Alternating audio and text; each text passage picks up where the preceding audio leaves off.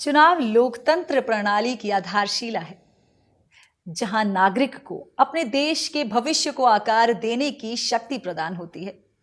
एक नागरिक और सरकार के बीच सार्वजनिक भागीदारी, विश्वास और जागरूकता को बढ़ावा देता है चुनाव। नमस्कार, दूरदर्शन के खास कार्यक्रम में आप सभी का स्वागत है। दर्शकों, चुनाव के गलियारों से कि आज के इस सफर में हमारे साथ जो मेहमान जुड़ रहे हैं वो सोलन क्षेत्र से ताल्लुक रखते हैं। चुनाव के बदलते परिदृश्य को वो करीबी से समझते हैं, एक लंबा राजनीतिक अनुभव रखते हैं। हमारे साथ जुड़े हैं कुल राकेश पंत जी। पंत जी, आपका बहुत बहुत स्वागत है। आप लोगों का बहुत बहुत धन्यवाद। कैसे आपके सफर की शुरुआत हुई? कई चुनाव आपने देखे हैं, किस तरह से महसूस करते हैं? मैं 67 से जो मेरे होश हवास में है, जो चुनाव मैं देखता आ रहा हूँ, तब तो मैं मतलब 71-72 वाले चुनाव में मैंने अपना वोट भी डाला था, उससे पहले वोट नहीं डाला। तब और अब के जो राजनीतिक परिस्थितियाँ हैं और जो तब के ढंग थे, अब के ढंग थे, उसमें बहुत बड़ा परिवर्तन है। क्योंकि जैसा कि हम देखते हैं कि जो विश्व भर का अर्थव्यवस्था का एक ऑर्डर है, वो जो चेंज हुआ, उसके साथ साथ सारी चीज़ों में परिवर्तन आया। वो चाहे चुनाव व्यवस्था हो, चाहे हमारे घर की व्यवस्था भी हो। और उसी हिसाब किताब से चुनाव के मामले में जो हुआ, उस समय का जो चुनाव था, एक लोग और कार्यकर्ता कैंडिडेट को चुनाव लड़वाते थे। ये जरूरी नहीं था कि कैंडिडेट के पास ही पैसे हों। अक्सर हमने देखा कि उस जमाने में कार्यकर्ता घर से भी खाना लेकर आते और चुनाव में काम करते और शाम को अपने घर चले जाते। और किसी की कोई डिमांड नहीं थी। पोस्टर लगाने से लेकर दरी बिछाने तक का काम, या जैसे इलेक्शन मीटिंग हो तो उसकी जो भी तैयारी के लिए, वो सब वर्कर लोग करते थे।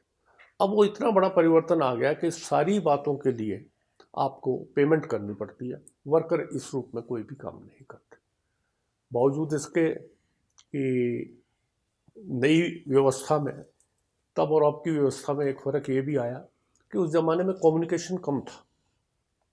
जैसे सिर्फ BSN, ये जो लैंडलाइन की व्यवस्था थी, BSNL तो तब नहीं था, तो उसके अलावा और कोई साधन नहीं था। और अगर आपके पास फ़ोन नंबर हो भी तो आप किससे कम्युनिकेट कर सकते हैं, ये भी ज़रूरी नहीं था। पर जैसे जैसे ये जिसको डिजिटल क्रांति की तरफ ये बढ़ा है, वैसे वैसे व्यक्तिगत संबंध जो है और व्यक्तिगत कनेक्टिविटी, कैंडिडेट की भी, लोगों की आपस में भी, और दूसरे ढंग से भी, वो दूर होती जा रही है, जबकि इसकी वजह से वो नज़दीक होनी चाहिए थी।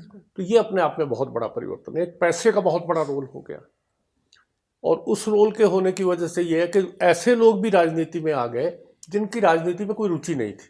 जैसे आपने देखा होगा कि पिछले कुछ सालों में जो लोग धनाढ़ लोग होते थे या कोई मसल पावर वाले लोग होते थे, वो इलेक्शन को फाइनेंस भी करते थे, मदद भी करते थे, और अपने ग्रुप्स को आगे ले जाकर अपना साधन था। थोड़े सालों में उनको ये लगने लगा कि इनके लिए क्यों करना, ये काम हम अपने लिए करते हैं। तो इस वजह से पैसे का भी महत्व बढ़ गया, और ऐसे लोग आ गए, राजनीति में आए, जिनका राजनीति में कोई रुचि नहीं थी। तो ये एक बहुत बड़ा परिवर्तन मैं समझता हूँ कि ऐसा हुआ। वहीं बात करें आपके राजनीतिक सफर की, तो कैसे शुरुआत हुई, किस तरह राजनीति में आए?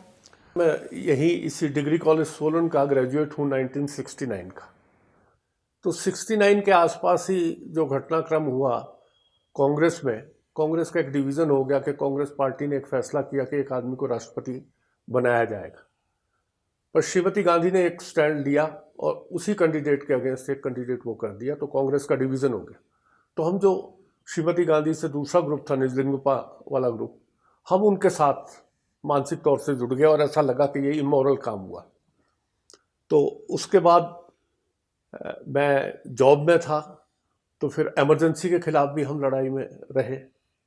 इमरजेंसी के बाद एक जनता पार्टी आ गई। तो फिर सन 77 में मैं शिमला में मैं AG ऑफिस में नौकरी करता था, और वहीं की जो एक कमेटी थी जो हमारी, उसका मैं जनरल सेक्रेटरी भी था, एम्प्लॉयज़ की फेडरेशन जो थी वहाँ की। तो 77 में मैंने पहला इंडिपेंडेंट इलेक्शन लड़ा।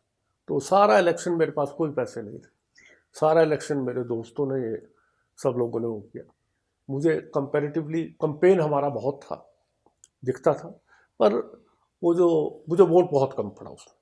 और यहाँ से उस जमाने में श्री गौरीशंकर जी जनता पार्टी के कैंडिडेट जो इलेक्ट हुए। फिर 82 में मैंने चुनाव लड़ा, जनता पार्टी से चुनाव लड़ा। तो जनता पार्टी से जब मैं चुनाव लड़ रहा था 82 में, तब भी हमारे जो साथी थे उन लोगों ने हमारी मदद की और ये की, पर जनता पार्टी के कुछ लोग जुड़ चुके थे जो उस ऑर्गेनाइजेशन में प्लस हुए, और हम करीब 17 कैंडिडेट हो गए। तो 17 कैंडिडेट में मैं तीसरा कैंडिडेट था, और उसके बावजूद मेरा ख्याल मेरी जमानत जब्त हुई। उसी दौरान एक और बड़ा अच्छा तजर्बा हुआ, जो मुझे पहले तो लगा कि मेरी मजाक तो नहीं उड़ा रहे हैं। ये नदी पार में ही धंगील का एक गांव आता है, उस इलाके का एक पोलिंग स्टेशन था। वहाँ जब हम कर रहे थे कवर, तो मुझे एक आदमी ने कहा, जब जैसे हम वापस आने लगे, कि आप यहाँ से सारे वोट आपको पड़ेंगे। तो मैंने कहा ये क्यों बोल रहे होंगे ऐसे ही। तो मैंने, जो मेरे साथी थे, मैंने कहा आप पीछे जाके इनसे बात करके पूछ के आओ। तो उन्होंने जब उनसे बात की, तो उन्होंने कहा 1947 के बाद जो भी चुनाव हुआ है, ये पहला आदमी है जो कैंडिडेट जो यहाँ पहुंचा है, क्योंकि पहुंचना मुश्किल था। लोग तो सब चाहते रहे होंगे। तो मैं पहुंचा, तो फिर जब उसका रिजल्ट भी आया उस पोलिंग बूथ का, क्योंकि पोलिंग बूथ वाइज काउंटिंग होती थी, तो जब वो रिजल्ट भी आया तो देखने को मिला मुझे वहाँ भारी बहुमत मिला था। तो वो कनेक्टिविटी भी प्रॉब्लम थी। आज के टाइम में तो कनेक्टिविटी जो है वो, हालांकि सोशल मीडिया का ज़माना है, फिर भी एक जो पर्सनल तौर पे जो कनेक्ट जो जनता के साथ एक नेता का रहता है, वो बहुत कम हो पाता है। उसके दो कारण हो गए। वैसे तो ये हुआ कि एक तो ये सोशल मीडिया की बात हुई है, और उसके बाद सड़कें बहुत बनी है। जैसे जो मैं 82 के बाद की बात भी आज तक की हम सोचें, अब पहले जितने एरिया में हम जा सकते थे वो सड़कें नहीं थी, पैदल बहुत चलना पड़ता था। अब बहुत सड़कें बन गई हैं, तो एक तो वो भी वो हो गया, पर कुछ तरीका बदल गया है। पहले लोग जो भी राजनीति में आते थे, वो जब तक अगर वो सोशल वर्कर नहीं है, तब तक वो राजनीतिक क्षेत्र में नहीं आता था। पर अब ये जरूरी नहीं होता। तो जब तक आपकी सोशल वर्क में आप रहते हैं, तो आपकी एक कनेक्टिविटी बनी रहती है। तो जब आप कनेक्टिविटी में रहते हैं, अब ऐसा है कि लीडर, जो ज़्यादा लीडर हैं, वैसे तो एक्सेप्शन है अब भी, लोग जिनका बड़े अच्छे कनेक्शन है और कई बार रिपीटेडली जीतते हैं, उसका कारण यही होगा। पर कई लोगों का अब वो सिस्टम वो नहीं बना पा रहे हैं, जो डिजिटलाइजेशन को, और जैसे हमें सड़कों का प्रयोग करके ज़्यादा हम वो बना सकते थे, वो व्यक्तिगत नहीं रह गया। अब जैसे मैं अक्सर बात करता हूँ कि पहले एक जैसे मीटिंग भी होती थी, तो मीटिंग के लिए 100 कार्ड चले जाते थे पूरी कंस्टिट्यूंसी में, और ये भी लिखा जाता था कि ये एजेंडा होगा, और आप भी इसमें अगर कोई जोड़ना चाहे तो वो जोड़ सकते हैं, और उसके साथ आप अपने फलाने साथी को लाओ। तो उससे एक कनेक्टिविटी हो जाती थी। मान लीजिए मुझे एक पोस्ट कार्ड आया, तो मैंने साथियों को कहा, यार ये कहा हुआ है, तुम्हारे को भी इन्विटेशन है। एक घर में मेरी इज्जत होती थी, घर के बच्चे भी कहते थे हमारे दादाजी को, हमारे चाचा जी को, हमारे पिताजी को मीटिंग में बुलाया हुआ। और फिर जब आप वहाँ से वापस मीटिंग से वापस लौटते तो वो पूछते थे, तो वो एक कनेक्टिविटी, बहुत बड़ी कनेक्टिविटी थी। तो अब वो ख़त्म हो गई, क्योंकि अब व्हाट्सएप में भी जैसे किसी ने मैसेज दे दिया तो कि आज मीटिंग होगी, तो ना तो ये लिखा जाता है एजेंडा क्या होगा, कोई व्यक्तिगत सा नहीं रह गया। तो जबकि ये कि इससे कनेक्टिविटी बढ़नी चाहिए थी, वो नहीं बढ़ी। उसका कारण शायद यही है कि हमें काम करने का भी, हमें जो तरीका बदलना चाहिए था वो हम नहीं बदल पाए, ऐसा मेरा मानना है। जब आपके चुनावी सफर की आपने बात की, तो मैं देख रही हूँ पहले जब आपने पहला चुनाव लड़ा, तब आपने निर्दलीय के तौर पे लड़ा। दूसरी बार जब आप चुनाव लड़ा एमएलए के लिए, तो आपने जनता पार्टी से चुनाव लड़ा, और तीसरी बार जनता दल से चुनाव, मतलब हर बार जो है कहीं ना कहीं आपने अलग अलग पार्टी से चुनाव लड़ा, और एक बार इंडिपेंडेंट। तो क्या आपके जहन में, क्या पार्टी के साथ आपकी बातचीत या उनकी जो विचारधारा थी वो मेल नहीं खा पाई? नहीं, बेसिकली तो ये हुआ कि जब मैंने पहली दफ़ा लड़ा, तो हम एंटी इमरजेंसी, तो जो जनता पार्टी की फॉर्मेशन हुई थी, जो पार्टी क्या थी, वो तो एक आंदोलन सा था, और वो उस आंदोलन में ही जो कुछ वो, तो मैं भी लड़ना चाहता था, पर मुझे टिकट नहीं मिला था, तो मैंने इंडिपेंडेंट लड़ा। उसके बाद मैं जनता पार्टी से लड़ा था, और फिर जो जनता पार्टी का ही जनता दल में कन्वर्ट हो गया था। हाँ, वो इकट्ठा हो गया था। थर्ड जो एक दल देने की कोशिश हमेशा से हिमाचल में रही है, पीछे भी अगर इतिहास उठा के देखो और आज भी अगर बात करें तो लगातार बात करते हैं कि एक थर्ड जो दल है होना चाहिए, एक ऑप्शन जनता को मिलना चाहिए। उसके बारे में आप क्या विचार रखते हैं? देखिए, बहुत कोशिश हुई है। मैं आपको एक जब ये जनता बीजेपी की जो 89 की गवर्नमेंट बनी, जिसमें शांता कुमार जी चीफ मिनिस्टर बने, वैसे तो 77 में जनता पार्टी के भी चीफ मिनिस्टर यही थे, तो जब ये उसके बाद बने, उस समय जनता दल बन चुका था, जनता पार्टी का जनता दल में मर्जर हो चुका था। तो उस जनता दल के बनने के साथ हिमाचल प्रदेश में जनता 68 सीटों में से टोटल 51 सीटें बीजेपी ने लड़ी थी और 17 सीटें जो हैं वो जनता दल ने लड़ी थी।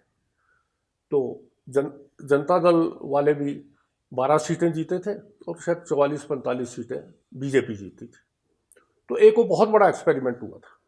और उससे बनने से पहले हिमाचल में क्रांतिकारी मोर्चा बना, जिस क्रांतिकारी मोर्चा में लेफ्ट की लीडरशिप भी थी, ठाकुर सैन नेगी जी जैसे दिग्गज भी थे, ठाकुर रामलाल जो फॉर्मर गवर्नर थे वो भी इसमें थे, कंवर दुर्गाचंद थे, और मैंने जैसे बताया लेफ्ट की लीडरशिप, टोटल लीडरशिप थी। तो उसी का ये हुआ कि वो बड़ा एक फॉर्मेशन जनता दल के रूप में हो गया। उसमें ये हुआ कि जब जनता दल और बीजेपी की आपस में अलायंस होने की बात हुई तो लेफ्ट के जो साथी थे वो उसके पार्ट नहीं थे। तो ऐसा उसके बाद भी एक्सपेरिमेंट हुआ है, महेश्वर सिंह जी ने किया ये वो। पर यहाँ मोस्टली जो है, या तो जो लीडर आते भी हैं वो दूसरी पार्टियों से छोड़ के आते हैं थर्ड फ्रंट में, जब उनको कहीं अपनी पार्टी में जगह नहीं होती, फिर वो वापस जाने शुरू हो जाते हैं। तो जो बाकी के लोग हैं वही बचे रह जाते हैं। ये पहले भी हुआ, उसके बाद भी कई दफ़ा हुआ। ये जो दल बदल की राजनीति है जो अक्सर चलन में है, इसके बारे में आप क्या विचार रखते हैं? देखिए, दल बदल की राजनीति दो किस्म की बात है। एक तो आप कंडीशंस के मुताबिक, जैसे कोई मर्जर हो जाता है पार्टियों का, कोई और हो जाता है। दूसरी ये कि जो अभी हुआ है हिमाचल प्रदेश में जी, इस मामले में जो जनरल पब्लिक के भी ओपिनियन है, हमारी भी यही ओपिनियन है, जो लोग इलेक्ट होकर चले जाते हैं तो उनको अपने पार्टी के प्रति वफादारी रखनी चाहिए। और अगर किसी प्रॉफिट की वजह से या किसी डर की वजह से वो जा रहे हैं तो वो अपना कर्तव्य पूरा नहीं कर रहे। तो जितने भी लोग हैं, अब हम आजकल देखते हैं बीजेपी के साथी हैं, कांग्रेस के साथी हैं, लेफ्ट के साथी हैं, आपके लोग भी हैं, उन लोगों को ये बात पसंद तो नहीं, और जनरली लोगों को भी ये बात पसंद नहीं है। और इससे सबसे बड़ी बात यह है कि लोगों का विश्वास टूट रहा है। विश्वास लोगों से ही नहीं टूट रहा, विश्वास सिस्टम से भी टूट रहा है।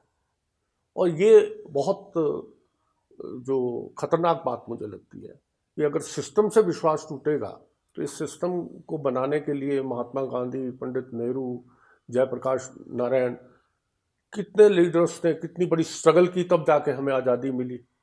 अंग्रेज़ों से आज़ादी मिली, राजों से आज़ादी मिली, रजवाड़ों से आज़ादी मिली। तो इसके लिए बहुत बड़ा काम हुआ। राजनीति में आने का आपने कैसे सोचा, और किसी को आइडियलाइज करते हैं राजनीति में?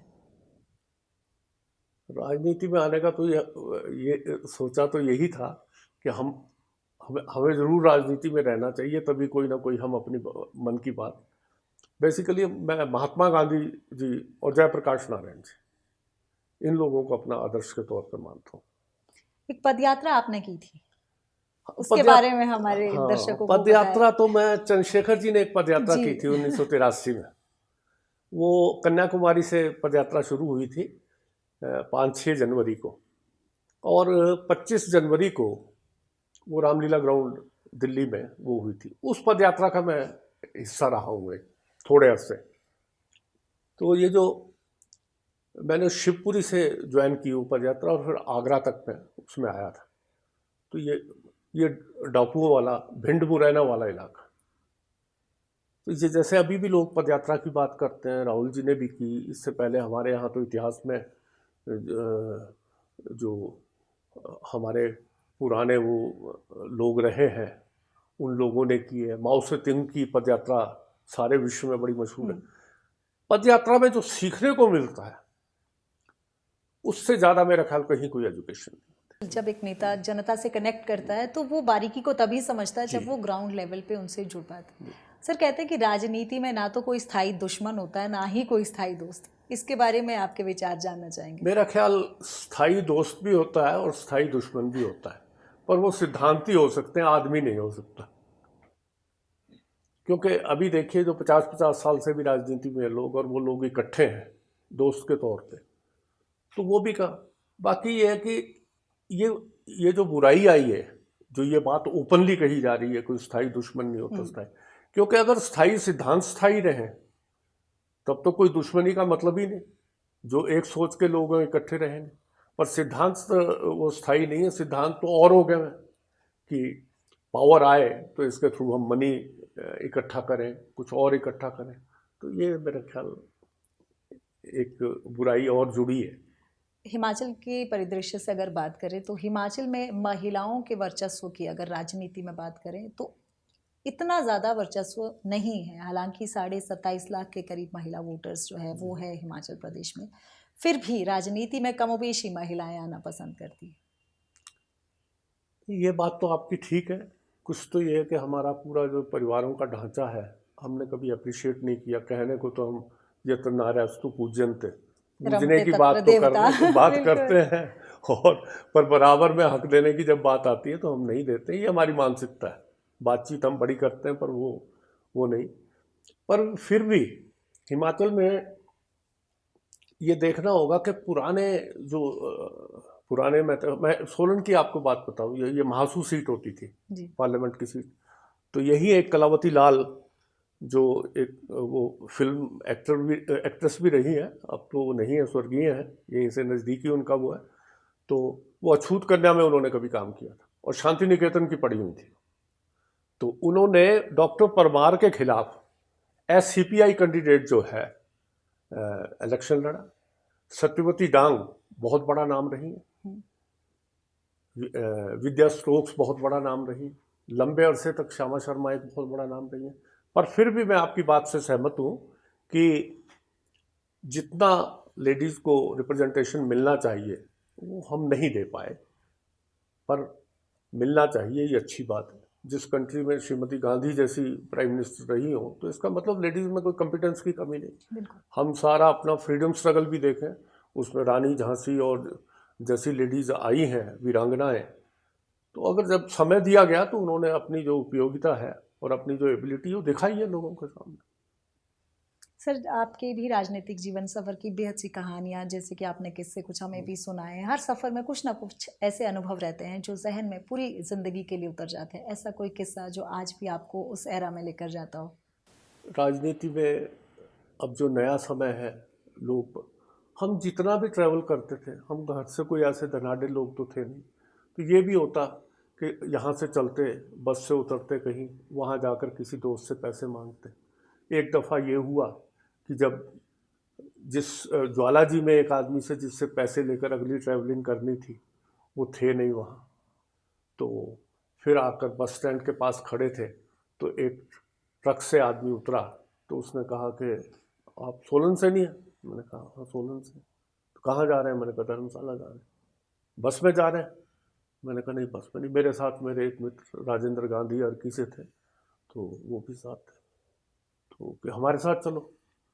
तो वो बहुत अच्छा एक्सपीरियंस था कि वो शायद हमारे लिए नहीं, वो हमें एक राजनीतिक कार्यकर्ता के तौर पे उतर कर वो जो मान सम्मान उन लोगों ने दिया, वो अपने आप में मेरे दिल पे उसकी बहुत छाप है कि हम जब ठीक ढंग से, अच्छे ढंग से काम करते हैं तो आम लोग भी हमें सहयोग करने की कोशिश करते हैं और करते रहें। और हम ही अगर अपना काम अच्छा नहीं करेंगे तो आम लोगों को अगर विश्वास उठेगा तो जायज़ बात है। समझते थे, इमोशनल थे, आपस में जुड़ाव महसूस करते थे, ये कह सकते हैं। सर, इतिहास जो है वो सामान्य से विशिष्ट की पराकाष्ठा दिखाता है, कह सकते हैं। आज का जो युवा नेता है उनको इतिहास से क्या सीखना चाहिए? देखिए, पहले तो मेरा सबसे बड़ा आग्रह ये है कि इतिहास पढ़ना चाहिए। आज की दिक्कत ये है कि जो नए लोग हैं ना तो वो पढ़ते हैं। पहले ये होता था कि कैंप्स लगते थे, सब जगह कैंप्स लगने में और इतिहास पढ़ाया जाता था। राजनीति के लिए भी और डे टू डे लाइफ के लिए भी। अगर जिन लोगों को इतिहास ही पता नहीं है चुनाव के दौरान जिस तरह से घोषणाएं की जाती है, वादे किए जाते हैं, जनता के बीच एक नेता जाता है, उस समय जिस तरह के वादे वो करता है, उस समय किस तरह की मनोस्थिति रखता है? क्योंकि कहीं ना कहीं देखते हैं कि जो ये वादे हैं कमोबेशी पूरे हो पाते हैं। देखिए, आपकी बात बिल्कुल सही है। मैं वही कह रहा हूँ कि ये जो मैंने पहले भी कहा कि जो सबसे बड़ा खतरा हो रहा है, ये विश्वास टूटने का हो रहा है। और विश्वास टूटेगा तो लोकतंत्र टूटेगा। इसी कर आप देखेंगे कि इलेक्शन मैनिफेस्टो सारी पार्टियां बनाती हैं, सारी पार्टियां इलेक्शन मैनिफेस्टो बांटती हैं, पर लोगों का विश्वास नहीं है, इस करके लोग इलेक्शन मैनिफेस्टो पढ़ते भी नहीं। बिल्कुल। और इसकी जो जिम्मेवारी है वो इसी वजह से है कि हम इलेक्शन में जाके हर किस्म की घोषणाएं कर देते हैं, जो अगली दफ़ा लोग कहते हैं पिछली दफ़ा भी आप यही कह रहे थे। तो क्या वो विश्वास टूटा है, और विश्वास टूटने से लोगों ने हमारी बात को सुनना बंद कर दिया।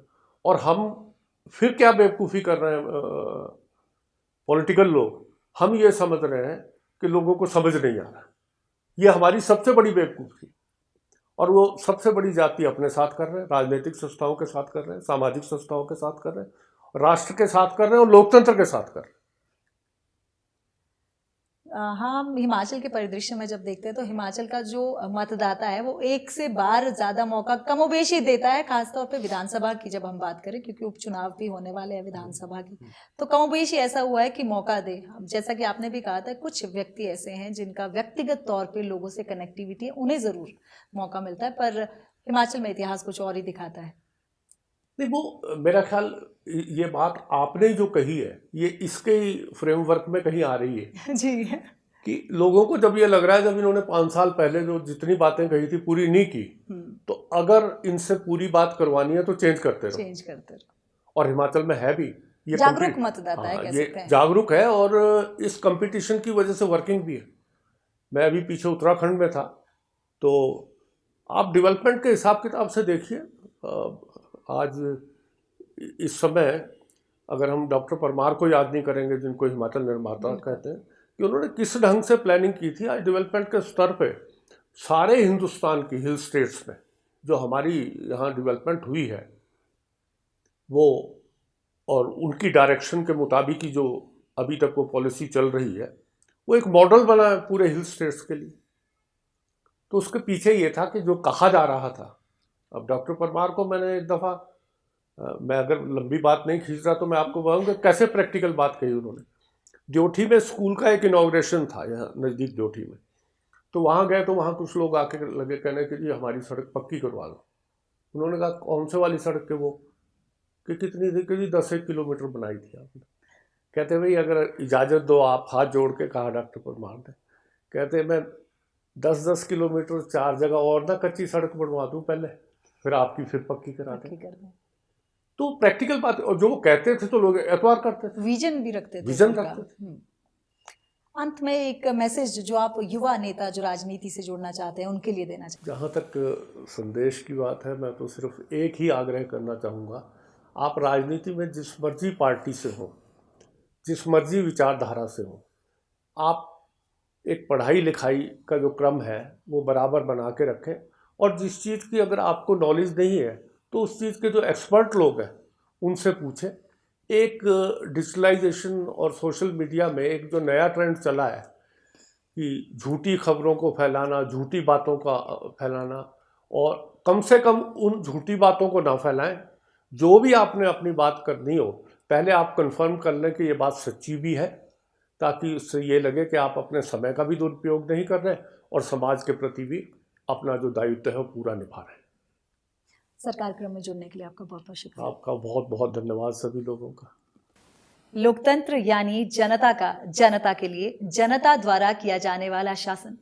लोकतंत्र में मतदाता का जो अधिकार है वो सबसे बड़ा अधिकार है। जितने भी अधिकार उसे समाज में मिले हैं उनमें मतदान का अधिकार सर्वश्रेष्ठ है। इसलिए आप समझदार बने, मतदान का उपयोग करें। कार्यक्रम में आज के लिए इतना ही, दीजिए इजाजत। नमस्कार।